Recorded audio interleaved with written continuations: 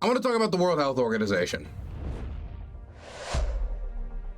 Trump withdrawing from it not only is, look, I know I'm much more of a, I like these types of institutions that bind states to cooperate with each other to solve world problems. You might even call me a shilling globalist, okay? You could do that all you want. But I believe that international cooperation on issues of health, especially when they affect states, because diseases don't really have borders, as we saw with C19, like this can affect the economic productivity of all nation states, the direct health of all of its people. And I think trying to pursue the goal of rising all boats together is for the common good. And that is why every single country in the world is within the World Health Organization, unless you include Liechtenstein, which is a kind of tiny microstate, which I wouldn't include, except for soon, the United States in 2026, because Trump has announced the withdrawal. Now, it's going to be 2026, and I can't say now the United States is left, because it takes about a year for the United States to leave the World Health Organization. The World Health Organization is a international cooperation body to work with these issues of trying to raise global standards of health and wellness and combat, for example, like smallpox and polio, which it was actually the World Health Organization that helped eradicate smallpox, and it has helped bring polio to the brink of eradication. And by coordinating between states post-World War II, this organization showed some of the few instances of interstate cooperation, even between the United States and the Soviet Union throughout the Cold War. And so it has stood as a generally partisan organization between nation states. And I'm being a little nice here because it has had scandals. It has had a few corruption scandals. It has scandals around mismanagement. It has had scandals about who should pay what, around need and how much people have capacity to pay, how much they should be paying, what's fair. And that's a lot of what Trump talks about.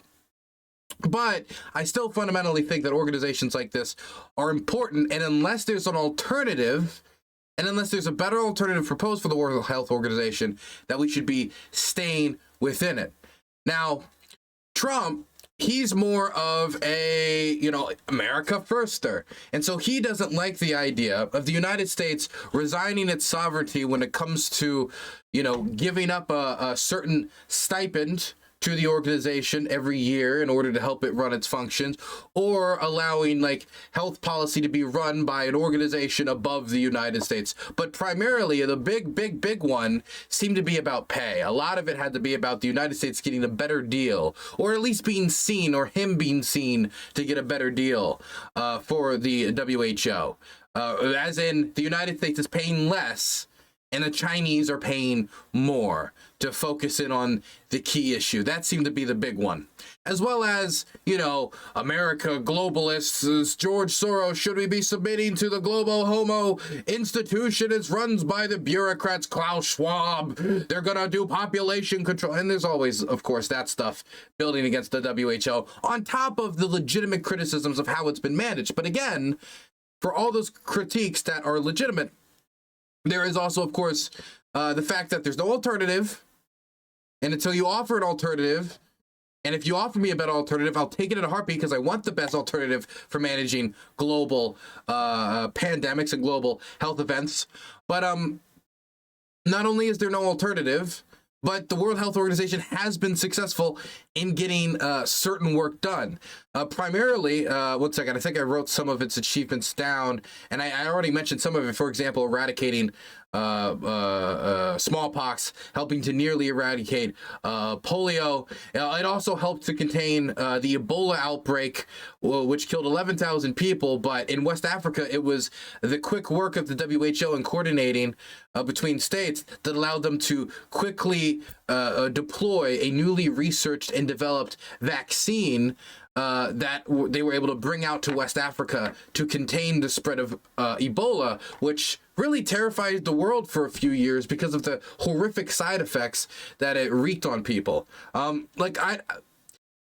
me, the big important part of the WHO, I think moving forward post-pandemic, is to improve transparency. And I think that there are real critiques, and I've heard real critiques of the WHO from the right and the left about, for example, the Chinese having been more transparent about the origin, not only the origination, which is the main thing that people talk about, the origination of the virus, but how the virus developed, how many cases there actually were versus how many they were publicly reporting, and how honest they were being about the spread, and how that could have affected or given people time to prepare in advance and working with transparency. These are all improvements that should be done. But if we're not at the table to make these improvements, if we're not even in the WHO, then it's going to be the Chinese dictating these terms, which is going to be the largest state donator of pay once we leave. And look, we have a lot of private citizens, and like I know Bill and Melinda Gates and their foundation donates a lot to the World Health Organization. In fact, I think it ends up actually being, if you look at all of the private donations and other sources outside of what the United States as a government has to contribute in reference to its capacity, it's actually larger. But we won't have that influence anymore. That influence will be handed over to other states who will take our place, and the other funders who will take our place. And let's also talk about the numbers, because Trump says something along the lines of the United States pays $500 million into WHO, China pays $39 million. This is the number he keeps talking about. This is hogwash. This isn't true. We can talk about the real numbers. Here is some data I can show you. I'll give credit to NPR for the graph.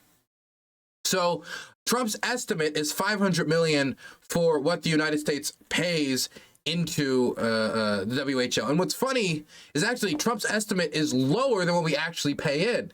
Because if you include all of the private foundations, if you include all the things that it's not just the United States government, but NGOs and other private donors putting into it, then it's actually $706 million. Now, this is very substantial.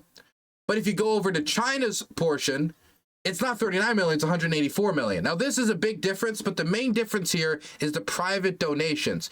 If you do it country for country, for example, just what the government of the United States pays versus what the government of China pays, the United States pays $264 million a year. The Chinese pay $184 million a year. And they get about like $2.5 million out of private donations. Not a lot of charity coming over there to the WHO.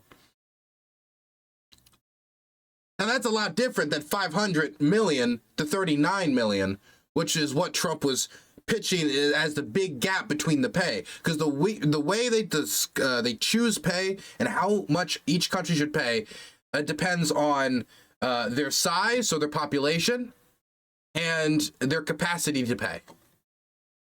And so I think there might be an argument to even say, with the number being 264 million to 184 million or something along those lines. It might be 268 million, something like that. Like, oh, actually, I think the Chinese should be 220 million, 240 million, or the Chinese and the United States should be something roughly the same. And so we're talking about a difference of $80 million here, and that's what we're leaving the WHO over? A difference of $80 million? Because it can't be about the corruption and all the other stuff, because, I mean, all the other mismanagement stuff, because if that's the case, you need to build a competing institution, not just throw your arms up.